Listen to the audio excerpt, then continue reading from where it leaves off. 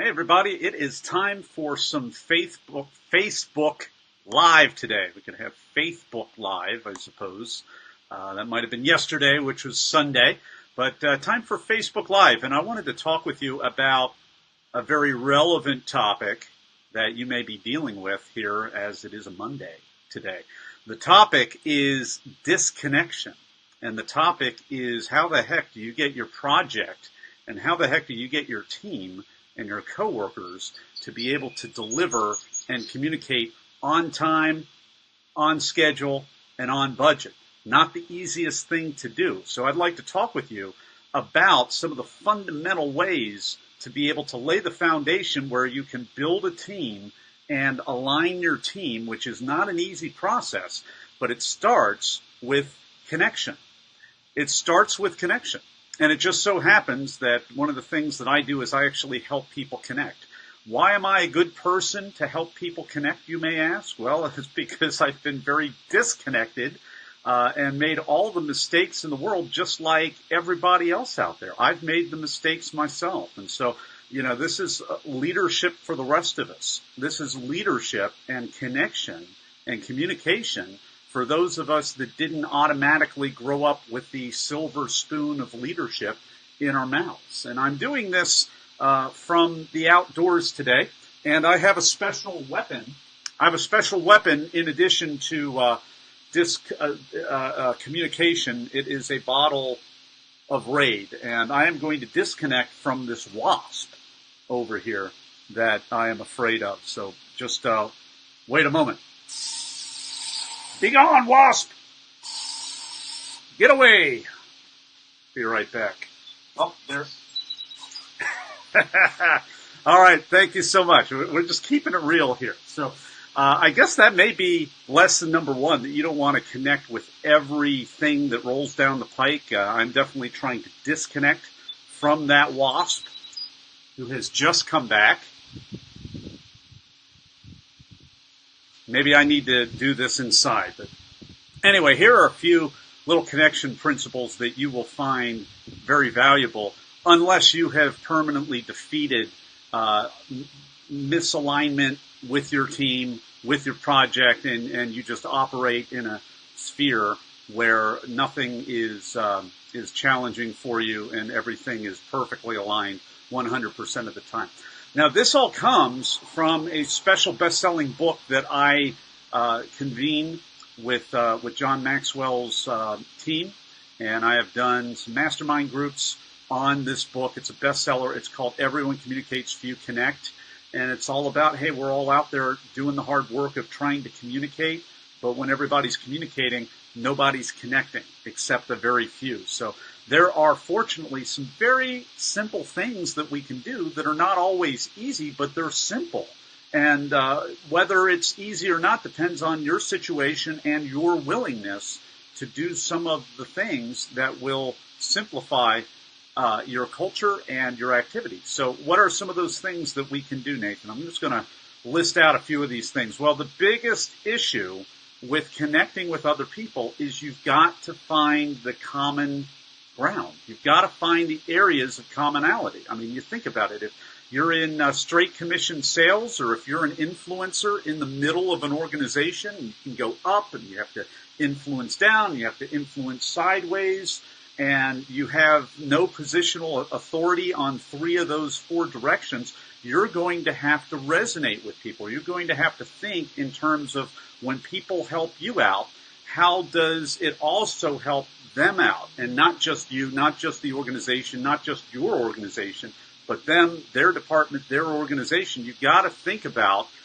the shift of, instead of the world of me, the world of all of us. And John says that leaders go from me to we. This is one of the areas where it's very interesting seeing things playing out on the world stage, because you have administration like we have right now, and when you're talking to the people in your own country, it's being great and it's building walls and it's doing all of these things and talking about us. But now, last week he was over in Germany and Poland, and all of a sudden he's trying to be inclusive and talking about the other nations as well. And I mean, I think he has a pretty good speechwriter because he got a lot of begrudging praise, even from people that don't agree with his activities. And I'm not trying to be super political here. I'm just an example. What do you do when you are talking to the choir all the time, people who live in your country, and then you go on a global trip? How do you be inclusive of the whole? That's the switch that I have to make, that you have to make every single day. So you've got to find the common ground, define the common ground, and then hold on and keep bringing up the common ground. It's the secret to great sales and influence, and it's the secret to great negotiation. That is the way to go. How do we do this? So we can do a couple other things. So here's another thing we can do. We can move first. We can be the first person to do something.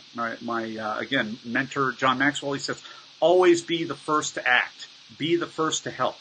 When you're that first person to help somebody who is kind of crying out in need, or nobody's going to help them, or maybe everybody else is looking and seeing if it's politically correct to help or to act, if you become that person who's the first person to act, then you will be remembered and you will have the leadership position. And it's not all about being the best person. It's not about look at you and how great you are or how great I am. It's about helping people, and it's about leadership.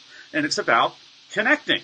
It's about connecting with the person who is open to needing to be connected. So if you move and act and decide and initiate first, then you're going to have the upper hand that you can use for good purposes and not evil, nefarious purposes. You can connect with other people. Audrey and Jake and Chase, it's good to see you. And just for your benefit, 2 of 3 of you are local. And this is just stuff that I'm going to be throwing out at the Wilmington Public Library this Thursday. It's the first of a 3-month series that we're doing in the innovation space there. So if you like this, tell somebody about this. Tell somebody that is dealing with a delay or a miscommunication or confusion or frustration or some of these things, because I am dedicated to helping us in Delaware, in the first state, eliminate evil confusion and evil miscommunication. And I am not going to demonize people. I'm going to demonize the behaviors that we all share that hold us back so that we can overcome them and eliminate these bad behaviors. So that may sound a little bit of hubris, a little lofty, but the deal is it's simple. It's making the decision to do simple things so that we become better leaders. So what can we do? We can find the common ground. What else can we do? We can move and act first. Now, what can we do after we initiate, after we make the first move? Well, we can move beyond words. Maybe the first move is just reaching out. Maybe it's typing something. It's reaching out. It's an email.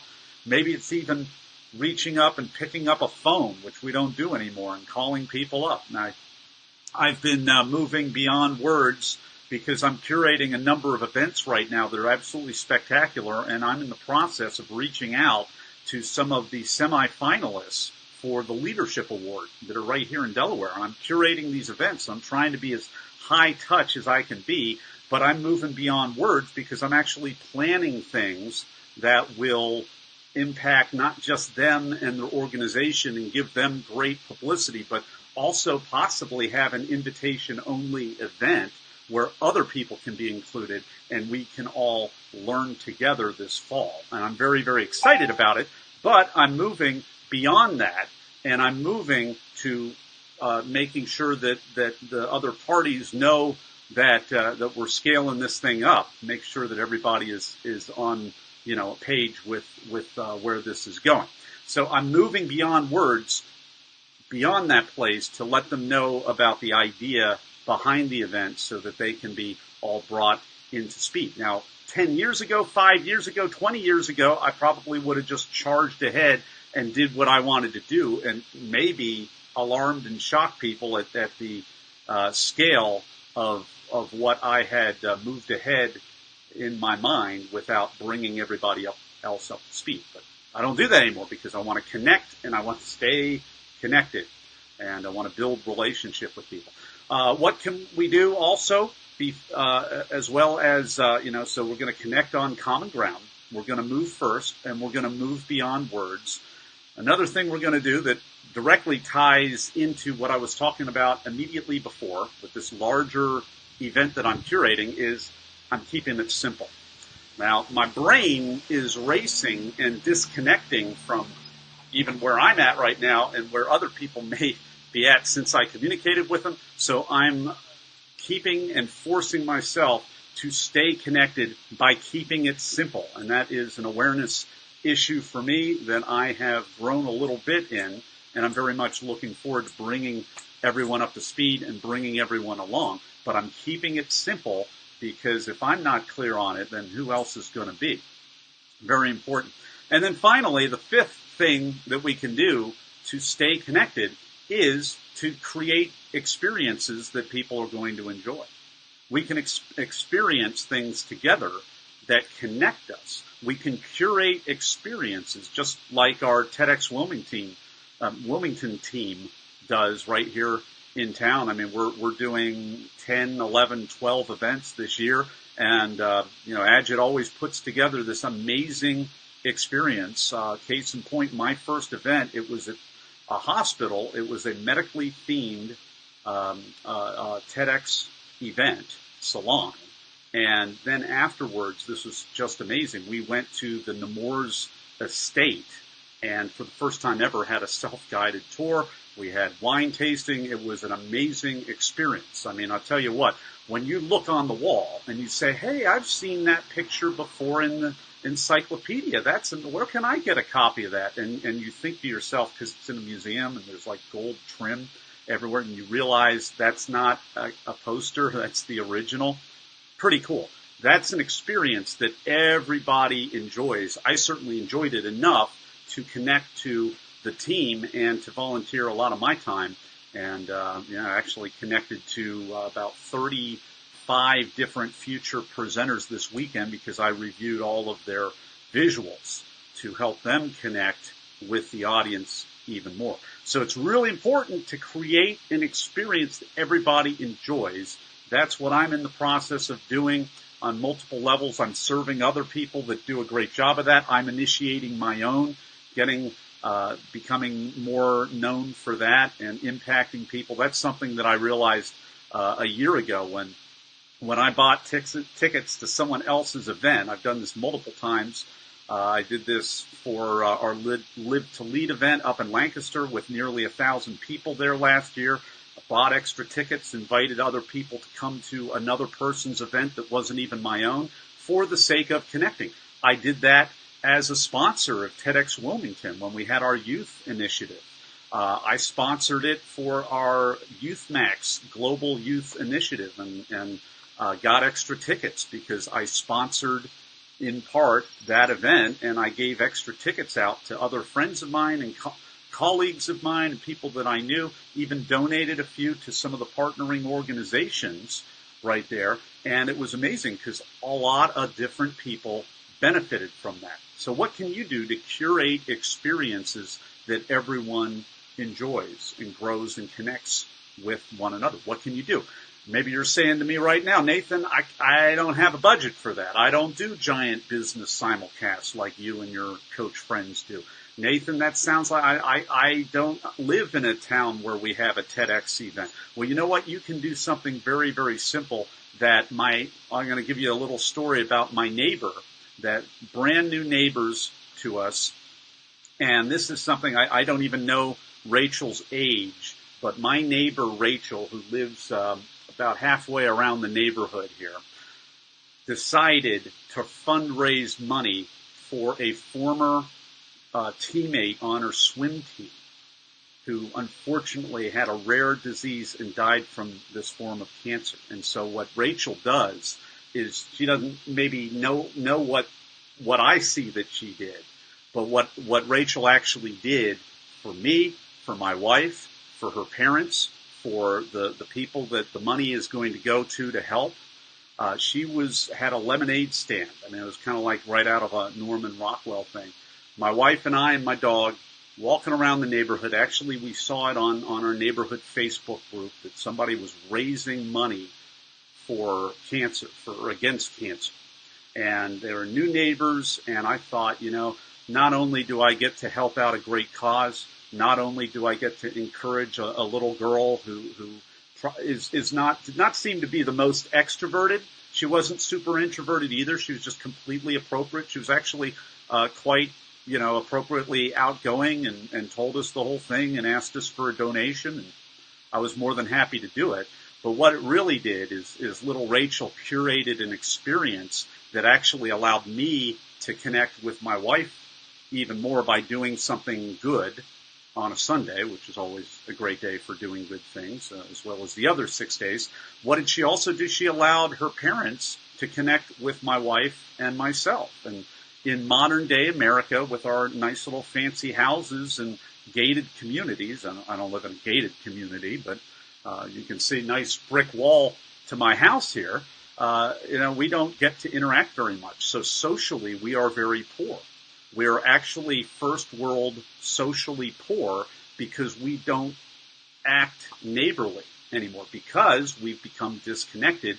The stresses of life, all of those things come into play. And it was very interesting when I went on a medical mission with my wife, with my brother a few years ago, off the grid in Tanzania. It was just an unbelievable experience. And one of the things that you realize off the grid in Africa, no electricity, but you see the way that people care for each other. You see the way that they all connect. They connect through song. They connect through service. They connect through just caring and being emotionally open with one another in a way that we are never able to do, almost never able to do over here in America. We've got our emotional walls up. We can't trust one another. And over in off the grid in Africa, they are so much richer and wealthier in a social way than we are here. And it's really quite remarkable. But little Rachel, she was able to connect her parents to my wife and I, was able to fundraise, was able to do all kinds of good things and be just a killer citizen at a very, very young age. And really, I walked away from that and thought, man, what the heck am I really doing to serve other people, other than, leadership and some of the pro bono work that I do. But, forget that. Beyond that, just on a person-to-person level, what am I really doing to make a difference? It challenged me. So anyway, just to wrap all of this stuff up for you, I want to thank you for joining and watching the replay on this. If you know anybody who is just anything less than stellar project management performance, project management team, completely flawless, if there's any delay, if there's any frustration, if there's any hesitation or need to be alignment or realignment with the team, good news. I am the conflict buster of Delaware, and I have teamed up with the Wilmington Public Library, who does not allow anyone to charge any money for any of their events. And nevertheless, I'm teamed up with them to make a difference. Why? Because we just have our new budget here in Delaware. July the 1st. I think it took a couple more days than that, maybe, or maybe it was July the 1st. But we have good news. We have a new budget here in Delaware. Not so good news. A lot of nonprofits, a lot of arts organizations, a lot of school organizations got cut. And they got cut big. So if you're watching this and you know somebody that's doing really good work in a nonprofit and their training budget just got slashed, send them over to the public library. Send them over this Thursday. We're going to do a 3-month series. These are trainings that if you hired me and brought me out to your organization, I would easily charge you 4 figures for these kinds of workshop trainings, but I do it free at the library. Why? Because I want to make a difference, and I want to impact people, and I really do want to make a difference with other people that want to make a difference at a time that makes a difference, doing something that makes a difference. So it's really, really critical that you do that. So you can head on over to the library. It's on their website. You can go to Eventbrite and check it out over there, and I will probably post a link to this Facebook replay on that. Hey, everybody, thank you so much for joining me. communicate, go beyond communication, and connect, and let's eliminate frustration from the first date. Take care.